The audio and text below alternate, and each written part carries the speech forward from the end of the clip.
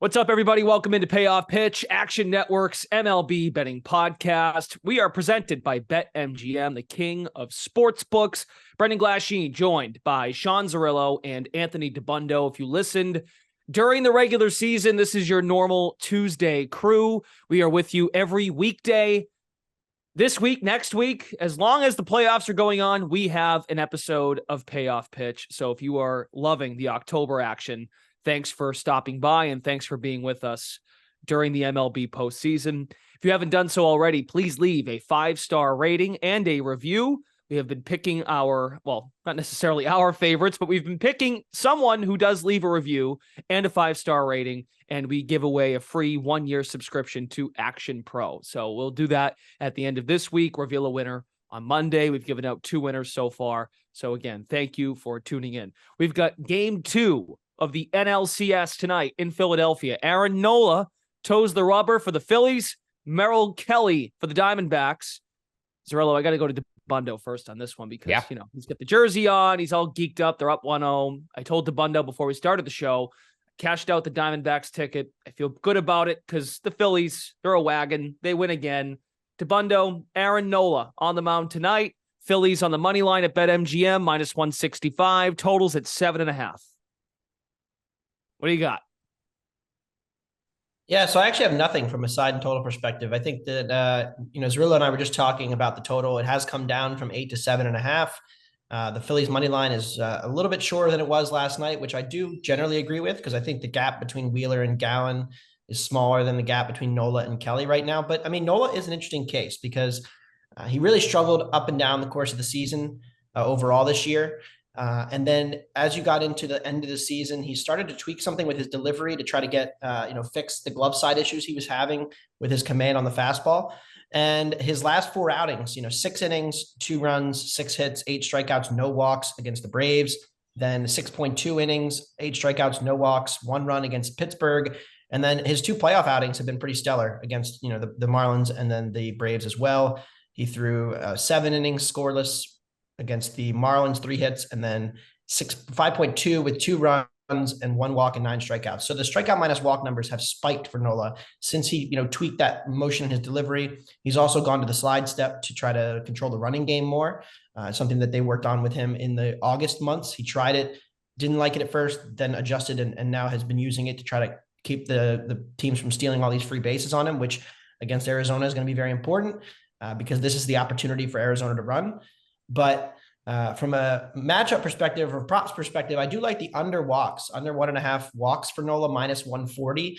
He has faced this lineup a handful of times, 55 plate appearances, 1 walk in his career against this group. And if you look at location numbers for Nola, he ranks in the top 5 in location plus this season amongst all MLB starters. And he's been a command artist his entire career. He's only walked 45 batters in his 32 starts. 47 and 34 if you include the playoffs. And I know Arizona's a pretty patient lineup, but Nola and Wheeler both have a clear plan to fill up the zone heavily in these playoffs so far and dare guys to beat them. And so, I think Arizona, they're a pretty patient lineup, but they're going to have to be swinging because Nola is going to steal a lot of first pitch strikes if they sit on him. So I think there's a chance he gets hit a little more maybe tonight if they go after him because he's living in the zone more, but I do think that helps his walks. So, I did see a hits over for Nola, over 4.5 was pretty juiced plus money, +145-ish. I don't mind that. I think it's a decent look too, but I do like under 1.5 walks at -140. There's also nobody in this lineup that you're really pitching around or intentionally walking in a big spot really, because as good as Corbin Carroll is, Ketel Marte right behind him is good enough that I don't think you're really pitching around Carroll. If he beats you, he beats you. So I'm going to go with the Nola walks under as my best bet for this game. And, we can discuss more as Sean offers his take.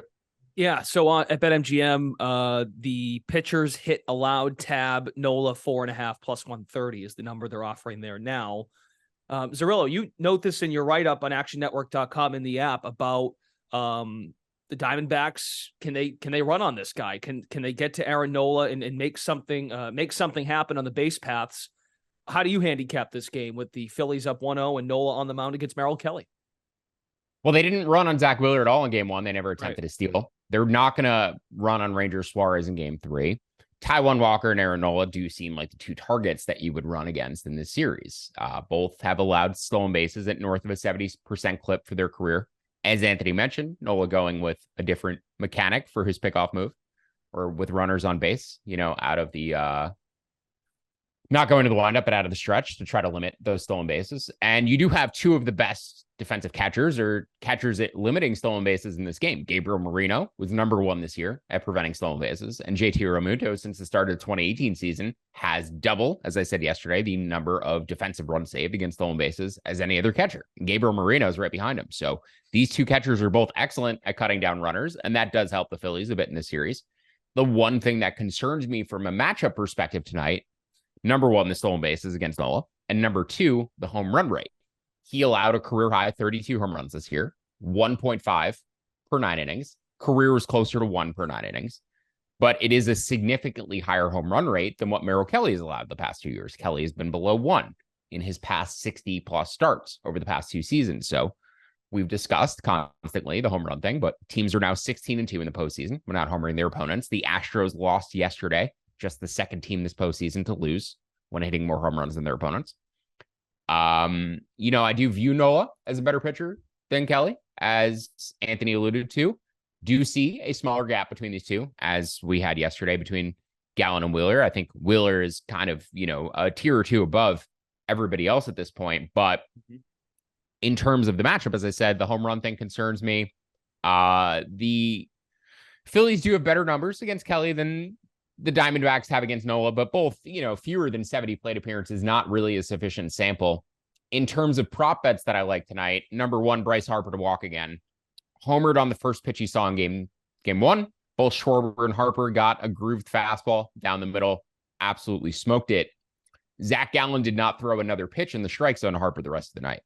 Harper hit an RBI single on a pitch that was inside. Gallen threw the same exact pitch. Harper took it for a called strike. It was inside. It's a ball if you look at the strike zone. So Gallen, after giving up the home run to Harper, did not throw another pitch in the zone to him. And then Kyle Nelson, when he came in to pitch to Harper with a runner on second, nobody out, very intentionally was pitching around Harper. He got him to pop up. But again, looking at the pitch map, everything is nibbling on the zone. There's 2 pitches that are in the zone. I don't even know if he was actually trying to throw those in the zone. He might have been trying to walk Harper, and Harper just ended up swinging at it. So I don't really see a reason for the Diamondbacks to keep attacking Harper with the form that he's in. I think they'll continue to pitch around him. After that first inning home run, and Schwarber as well, like challenging those guys, that did not go well. Kelly is probably going to try to throw pitches in the zone.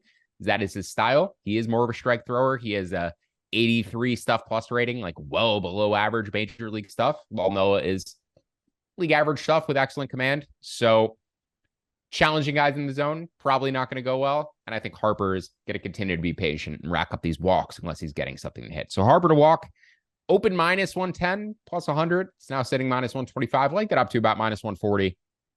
And then the other prop I would attack is the Diamondbacks over half a team steal. You could bet this at minus 193. It was basically the same line for Zach Wheeler yesterday. Nola gives up steals at a way higher clip than Wheeler, not nearly as adept at holding runners. So the Diamondbacks, as I said, if they're going to run this series, it's probably going to be against Nola and Taijuan Walker. And that would be one of the starts today. So no bet yet on a side. I am leaning to the over, though. I projected this total closer to 8. Anthony said it's moved down from 8 to 7.5 overnight. Do have a slight overleaning on par with Carlos Torres behind the plate. Not really enough to impact my projection, but I want like 7 minus 108 to technically bet this at a 2% edge. I'm going to wait and see if it goes down to minus 105. I'm probably okay jumping in and taking minus 110. And if it stays there before first pitch, I likely will. But I just want to see if it goes down a little bit further. So the 2 props I gave out, Diamondbacks over half a team steal at minus 193. Bryce Harper over half a walk at minus 120, minus 125. And then I'm going to be keeping an eye on that over 7.5, flat minus 110. Just want a little bit better of a price if I can. And if that's your price target for Harper, of course, when folks listen, hopefully the number's still available. Even money right now for Harper to walk at plus 100. He does have a walk in his career against Merrill Kelly. 8 walks through the division series up until last night where he didn't walk. But yeah, He's walked 8 times in this postseason. You got to think too, and we've hit on this. An intentional walk does qualify. Mm-hmm. Like if it's late in the game, never mind Merrill Kelly. If there's a situation they can put him on at this point, I think they have to really consider it, right? Him and if Harper at bat against Nelson, no runners on or runner on second, nobody out. If there was 2 outs in that spot, maybe they intentionally walk him. I think with nobody out, they were trying to pitch around him and they got a pop up out of it. But yeah, I think if there's 1 out or 2 outs there, they probably put him on with a free pass. Last thing I want to mention, Merrill Kelly, absolute dead ringer for Chris Elliott.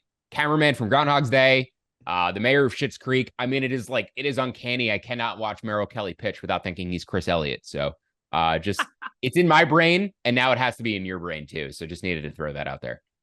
Okay. Anything? The only thing that's scary, and I'll play off of that a little bit. The only thing that's scary with Harper is he just swings at everything. When he gets in one of those zones, like he just stops taking pitches. And so like first pitch, he's swinging. Chase rate for him has always been something he's willing to do. He has a good sense of the zone, but he doesn't care because he thinks he can hit everything. So he'll just swing at everything. But yeah, I mean, I certainly think he will be pitched around, which if you're looking for like a hitter prop, I think Bohm over a half RBI plus 170 is probably the look for me. Because I do think we're going to see Joe Mantiply and Andrew Saalfrank in the series tonight, especially for Schwarber, Harper, Stott. So the Phillies go 1-3-5 with their lefties, which means that Trey Turner, hits behind Schwarber. He's a righty. Bohm is the key here. Bohm had a terrible series against Atlanta. I think he only had 1 hit. Spencer Strider was kind of his father in those two matchups where he couldn't really handle the high velocity. He's not going to really see the same velocity in this series. He did hit a couple balls hard last night, didn't get hits for it. So Bohm has been struggling. I think he's a guy to look for with RBI. If Schwarber's going to get on base a bunch in front of him, if Harper's going to be pitched around, there are going to be opportunities for him, even potentially against lefties, to get a big hit. And he still is and was one of their top RBI producers this season. So his ability to put the ball in play, contact skills, especially against lower velocities, helps him. So I think I'm going to add some.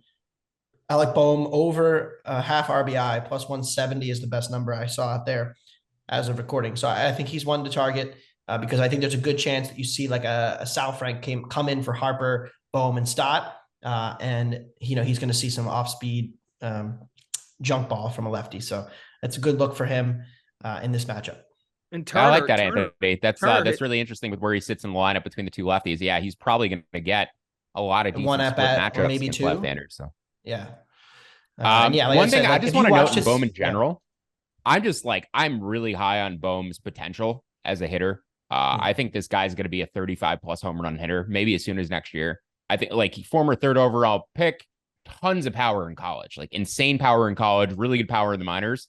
We have not seen anywhere close to Alec Bohm's true ceiling yet. So if you're looking at fantasy leagues for 2024 beyond, I think Bohm is a legitimate 35, 100 guy going forward. So serious. Yeah, the pull rate came up a little bit this year. The fly ball rate came up a little bit this year. It's really just he hits the ball hard on the ground too much. So if he ever elevates the ball, he'll hit 30 homers. He hit 20 this year. He hit 13 last year. So there's been a trend upward. But yeah, I mean, I think Bohm's a look here for and defense RBI. Getting better too. Yes, Phillies Twitter has now decried him as one of the best third basemen in baseball, which is hilarious because he's still bad, but he's okay. They should be focusing on the fact that Bryce Stott is the best defensive second baseman in baseball and stop trying to up Bohm's defensive ability. Bryce Stott, based on defensive runs saved, is the most improved player defensively year over year. So I love Bryce Stott too. I think this Phillies team is awesome, man. Like they're really good, and it's not just the stars. It's the guys like Bohm and Stott and Rojas, the guys who have really good skills at specialty things. And it's just a complete team. I really like this Phillies team. I don't want to say that I do because I do not like the Phillies generally. Me either. Yeah, it's a scary team. It's a very complete team, top to bottom. And it's also a very flexible, diverse, versatile team that can beat you in a variety of ways. They can bullpen you. They have really good starting pitching. They have a deep lineup, but they could also just throw in a really good defensive lineup when they want to and try to play run prevention against you. So yeah, I mean, this Phillies team is great. But looking at the AL, Texas is really starting to scare me at the form they're in. I mean, that team looks like an absolute unit right now. And we can talk about the Rangers and Astros series for a moment. I don't see value on either side of like the projected series line. Again, Phillies don't see value on either side of the projected series line. I did bet the under 9.5 for game 3. between Rangers and Astros. It is a bit scary considering Max Scherzer is going to be getting the ball. I believe Anthony's on the plus money side of things there with Houston. But yeah, it's difficult to determine what we're going to get out of Max Scherzer in game 3. He's been banged up for a lot of the year. He was throwing bullpens last week in the low 90s. I don't really know, but I'm projecting Scherzer at less than 100%. Still made this total about 8.8, 8.7. So under 9.5 popped up. I had to bet that. If you get under 9 at plus money, I'd consider that too. But maybe considering live unders here as Scherzer gets lifted from the game. I didn't put a lot on it, but live under 11.5. If he gives up some early runs and then the bullpen comes in, that might be the preferred way to bet against Scherzer is to wait till he's out of the game. For about 30 seconds. They haven't scored on the Houston bullpen yet, right? So that's something to watch. Yeah. Abreu, Presley, and I mean, they're so good back there. It's crazy. Nobody scored on the Diamondbacks bullpen either. Even the Phillies didn't yesterday. So that's going to be something the Phillies have to do at some point in the series. I think we got one, didn't we? No, it was all off Gallen. Maybe it was inherited runner, but technically it was all charged to Gallen. So gotcha. Yeah, I like the Astros in game 3. I think Christian Javier is back, like beyond back. If you look at the spin rates on the sweeper in game 3 against Minnesota, when he went to Minnesota and just completely destroyed them, the fastball looks better. The stuff plus has been trending up for the last month. The stuff plus on the sweeper in the last start was elite. So I think he's fully back, and I think we, maybe catching up to how good he is and forget how good he was. We all bet him to win the Cy Young for that reason. And you compare him to Scherzer, and I don't know what we're getting from Max Scherzer. Max Scherzer recently got pummeled by this same Houston lineup. And so I think that there's value in coming back on Houston in game 3 to make this a series. I still do think Texas is the clear favorite because I don't trust the top 2 starters for Houston, but Javier is the one guy coming into the series where I was like, I want to bet on him, especially now that he gets this matchup with unproven, unknown Scherzer. We might get some Andrew Heaney behind him. I think there's a good chance that Scherzer's limited in his usage. And how many times have we seen this? Scherzer, breaking down and come playoff time and getting bombed. I mean, it's been a frequent occurrence of the last few years. And I think there's a very real chance that it happens again on Wednesday. And we end up with a series here. So yeah, I like Houston in game 3 plus anything plus money is fine for me. As we Scherzer under 4.5 strikeouts. Sorry to interrupt, Brendan, but Scherzer under 4.5 strikeouts is plus money. That feels a little bit high for me, considering the reduced velocity and the potential for him to go through the lineup once, twice, have Heaney replace him. So yeah, under 4.5 plus money for Scherzer, probably going under there. I do not see an outs recorded prop yet, but based on the 4.5, that leads me to believe it's going to be 13.5 or 14.5 outs for Scherzer, and that would be way too high. So unders on Max Scherzer. They also might play Dubon for defense because it's a bigger outfield and left field there. DH Alvarez, who's been fighting a virus, which means no Brantley, but Dubon is a contact guy too that they could throw in that lineup. That would certainly improve it. The question is, if you don't think he'll face Maldonado twice, Scherzer, then that's an easy under. Yeah. Well, Zerl, you went the direction I was just going to go in. BetMGM right now is not offering any markets on Scherzer pitching props, but glad you found one that you can give out. And as DeBundo referenced, the September 6th start against Houston. Whew. Wasn't great. Max Scherzer, 3 innings, 6 hits, 7 runs, all earned. Walked 2, struck out 4. He allowed 3 home runs. Alvarez, Brantley, Abreu, all homered in the first 3 innings of that game. So I feel like I'd want to lean over on Javier over 12.5 outs as well. We saw Dusty Baker be very patient with him in his last start. He walked 5 guys, was in a bases loaded spot, and Dusty let him pitch out of it. So I think Dusty trusts Javier come playoff time. Javier's had a ton of playoff success. Over 12.5 outs does seem a little bit low for me. I know Houston's down 2-0 in the series, and if he gets hit, they'll probably be aggressive with their bullpen, but it does seem a touch low for me, especially considering 3 consecutive games on 3 consecutive days. You really can't air out your bullpen as much in game 3 as you could in games 4 or 5. So yeah, also, Javier over, Scherzer under seem like the sides to me. Their top, we need to eat middle relief innings guy threw a ton in game 2, which was JP France. And it's pretty, it would be Hunter Brown pitches behind him. Yeah. And so I'd imagine he's probably down for game 3. I don't know, but still have Brown, right? They still have Brown, but I agree with you on Javier 100%. We weren't sure. We said this, I was on the preview show for game 3. We're like, well, it is short, but how much do they trust Javier? I think they made it very obvious. Dusty sticks with his guys when he trusts his guys, and Javier's a guy. Yeah, Javier over, Scherzer under. So I think that's where I'm going for Astros game 3. And then I said also the under 9.5 or under 9 down to plus money, but maybe we wait live when we see how Scherzer potentially looks. So well, this is where your home run stat should come back and be good to you. Yeah, both of these guys. Yeah, they have a problem with it. But Scherzer, really, since the first time I noticed like Max Scherzer might be declining was his final year in Washington. It seemed like he was giving up 3 home runs at start. And that was really where his home run rate started to creep up. 1.4 home runs per 9 innings his final season in Washington. He's at 1.1 for his career. And he was at 1.1 this year. So above the major league, or I should say, better than the major league average. Major league average this year was around 1.25. And I believe Javier did have a home run problem as well this year. Javier, walks and homers tend to be his issue. Yeah, he was at, 1.4 this year, and he's at 1.2 for his career. So you're 1.33 for his career. So Javier does have the bigger issue on the long ball between the two, but currently injured Max Scherzer, I think anytime Scherzer's injured, we see the ball flying out of the park on him. So, yeah, I mean, it's going to be something to focus on for the remainder of the playoffs, but the roof closed, that knocks some stuff down, and you got to see whether Texas has the roof open or closed on Wednesday. They've been interesting this year. They've actually scored a ton with the roof closed, and compared to prior year splits, it's sort of skewed the results at that park. That park typically plays 5 to 7% below the major league average. With the roof closed this year, it played closer to league average. So I don't really know what happened with the Rangers this year, if their offense was just absurd at home, but their park factors did get a little bit skewed in Arlington this year. And I'm curious to see if that holds up going forward. It is going to be a little bit warmer Wednesday for game 3 in Arlington. Low of 54, high of 83. It's a little cooler today, but they play tomorrow. Yeah, probably roof closed night game. If it's going to get down to 54, I'd imagine that roof would be closed. So, right. Yep. Definitely leaning under, but again, live under may be the better look. Houston lineup against Max Scherzer. This current Houston lineup, as currently constructed, a career 830 OPS against Max Scherzer.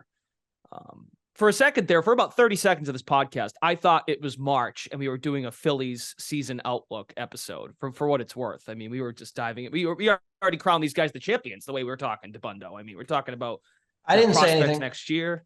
What's that? I didn't say that. I know you didn't. But I'll see both of you on Broad Street in November. Oh, my God. All right. On that note, great job by both of you. You guys made this very easy for me today because we just dove right into the second game or the next game, which is tomorrow. And we'll have Brantley owns Scherzer, by the way. I won't be very here tomorrow, much so. My God, Brantley owns Scherzer. Oh my God. 20 for 54. Did you see the video of Brantley's doubles, dad giving him little batting tips when he was doing batting practice yesterday? What a great clip. Telling him to rotate the shoulders, not throw the hips away. It's great. Just dad's never stopped coaching, but apparently Michael Brantley's dad is an absolute hitting coach legend in local leagues. So just shout out to the baseball dads who can't stop obsessing over their kids' mechanics. I love to see that. That was awesome. Okay, wait, Zerillo. So we don't have you tomorrow. We have Charlie and BJ. Quickly, if indeed, I mean, of course, you want to get the under. I get that. But say Scherzer, it doesn't go well, and say Texas loses game 3. You've got a 2-1 series. I know you said this already. You don't find any value in series prices for any team of the 4 remaining. But if Texas loses game 3 and it's a 2-1 series going to game 4, I don't know what are the Rangers doing for game 4? Do we know what their mindset would be for a starter? So it really depends on what they have to do in game 3. If Scherzer exits early, do they bring in Andrew Heaney? Do they bring in Dane Dunning? Those are the guys who I normally would have expected to piggyback a game together if they had played a game 4 against Baltimore.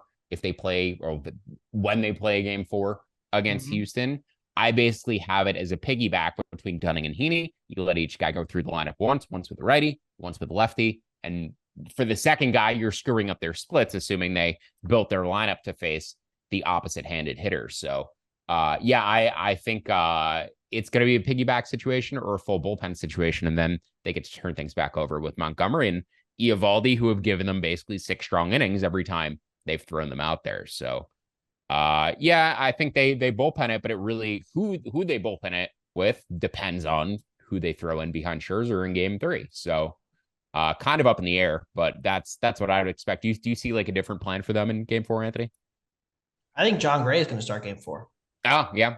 I forgot they put him on the roster. Yes. Yeah. I think that's the plan. Gray for game 4 and Heaney Which and Dubundo, you said that in. last week. That's what you had. That was your hunch when they said that he was going to make the roster. That was your hunch that he would pitch at some point in a game 4. So that yeah, and like you said, Heaney and Dunning can be the fill-in guys if either of those guys aren't able to go deep, which I can't imagine either goes like deep. But if one of them really gets hit, then they use Dunning or Heaney to fill those innings. But they have options. I just don't know how good the options are. That's the question.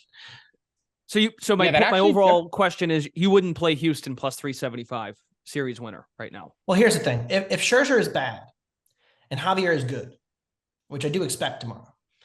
That creates a bit of a game 7 problem for Texas if they were to get to one, because then what do they do against Javier? You're facing Javier in game 7 and you don't really have anybody you trust. So that is the ramifications, like knock-on effect of like Scherzer ass tomorrow if he's bad.